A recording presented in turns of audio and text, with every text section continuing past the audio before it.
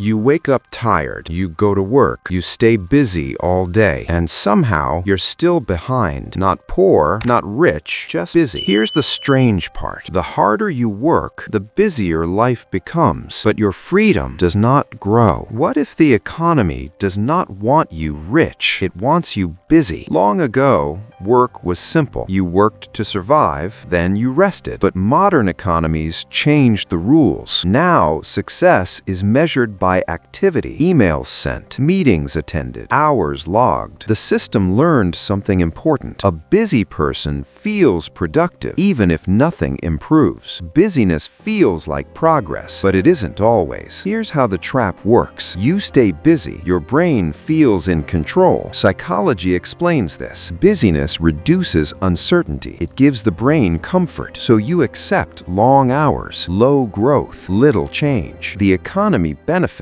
because busy people do not stop. They do not question. They do not plan exits. Busyness is not accidental. It is profitable. But here is the truth. Busy is not the same as wealthy. The economy rewards time spent, not value created. So people trade hours for survival, not ownership, not freedom. The system keeps you moving so you don't notice you're standing still. Movement can hide stagnation. Here is the final truth. The economy does not hate you. It just doesn't care if you become rich. It only needs you working. Wealth does not come from being busy. It comes from direction. Money follows value, not motion.